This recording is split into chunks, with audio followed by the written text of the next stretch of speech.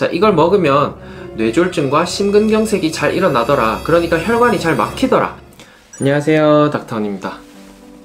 오늘 영상을 끝까지 보시면 제가 마지막에 제로 칼로리 음료나 식품을 먹었을 때 더 건강해지는 사람과 먹지 말아야 할 사람 구분을 해 드릴 겁니다. 거기다가 먹을 거면 어떤 설탕, 어떤 인공 설탕이 몸에 좋은 것인지까지 꼼꼼하고 깔끔하게 알려드리도록 하겠습니다.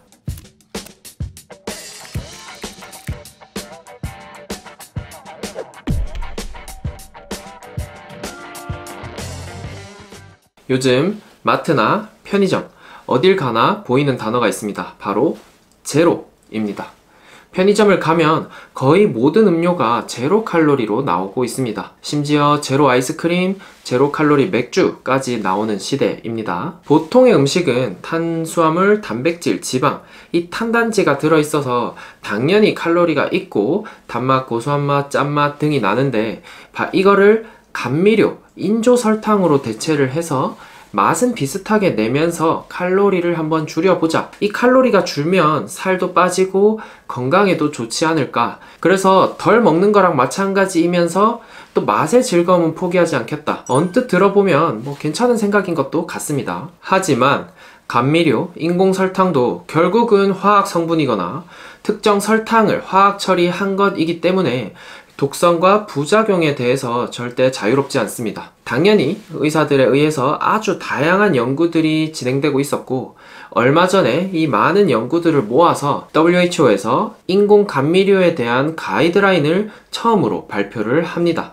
바로 이것입니다. 이 감미료를 체중 조절, 비만 질병 등의 수단으로는 쓰지 마라. 그러니까 살 빼려고 먹지 말고 당뇨병 조절하려고 먹지 마라. 단 뒤에 조건부로 권장한다. 애매하게 한 줄로 가이드라인을 적어 놓습니다. 굉장히 애매합니다. 그래서 제가 확실히 정리해서 알려드리려고 합니다. 이 가이드라인 한 줄을 위해서 제시한 첫 번째 연구입니다. 프랑스에서 무려 2009년부터 지금까지도 하고 있는 연구예요. 10만 명의 사람들이 도대체 무슨 감미료를 먹었고 어떻게 되고 있나를 추적을 한 겁니다. 대부분 프랑스인들이 아스파탐, 아세설팜칼륨, 수크랄로스 이 세 개를 많이 먹고 있었습니다. 그래서 이 세 개를 먹으면 과연 어떻게 되겠나 하고 연구를 했던 겁니다. 결과만 요약을 해드리면 아스파탐과 아세설팜칼륨은 암 증가랑 일단 관련이 있다. 한 13에서 15% 정도 암이 더 잘 걸리더라. 이렇게 말을 했고요. 특히 유방암, 비만 관련 암도 한 20%까지도 증가를 하더라.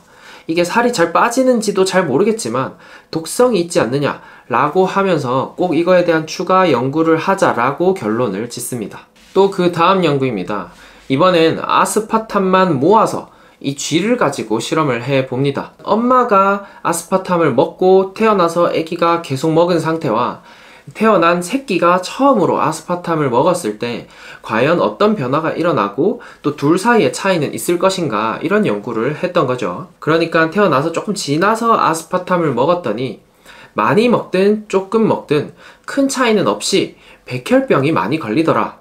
이렇게 말을 했고요. 태어나기 전에 엄마 뱃속에서부터 먹었더니 많이 먹은 아이들이 더 높은 확률로 최대 30%가 백혈병에 걸리더라. 그래서 이 논문은 지금의 가이드라인을 지체할 수 없다, 변경을 빨리 해야 된다 라고 결론을 짓습니다. 자, 세 번째 수크랄로스, 이거는 최근에 추가가 되었고요.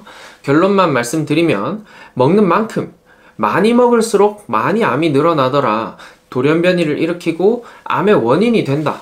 추가적인 연구가 시급하다라고 말을 하고 있습니다. 그리고 마지막, 얼마 전 우리나라 뉴스에도 나왔던 바로 그 성분, 에리스리톨입니다. 자, 이걸 먹으면 뇌졸중과 심근경색이 잘 일어나더라. 그러니까 혈관이 잘 막히더라.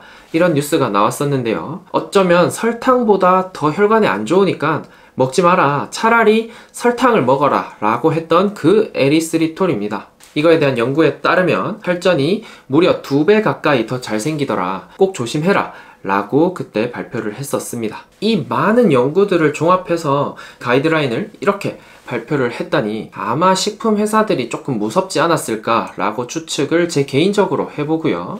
그 밖에도 비만 위험률 76%, 당뇨병 30%, 심혈관 30%, 사망률 12%, 암도 12%, 조산 확률이 25%가 있으니까 먹지 마라 라고 사실은 이렇게 말을 한 겁니다. 이런 독성 물질을 먹어야 하는 사람이 있습니다. 바로 당뇨병 환자입니다. 미국 ADA, 그러니까 미국 당뇨병 학회에서는 가능한 저칼로리, 무칼로리 음료로 가당 음료, 그러니까 우리가 알고 있는 음료수들을 대체해라 라고 말을 합니다. 이 제로 음료가 당뇨병 환자한테만큼은 설탕을 먹어서 혈당을 올리는 것보다는 훨씬 더 낫더라. 제가 말씀드린 부작용이 있더라도 혈당 관리, 심장 대사 질환에는 그래도 좀 더 좋더라 라는 연구 결과를 내면서 이왕 먹을 거면 최대한 칼로리를 줄이는 것이 이롭다. 특히 당뇨병 환자한테는 제일 이롭다 라고 밝혔습니다. 자, 또 ADA에서는 이 감미료는 먹으면 몸에 좋더라 라는 대체 설탕이 있었는데요. 알룰로스와 스테비아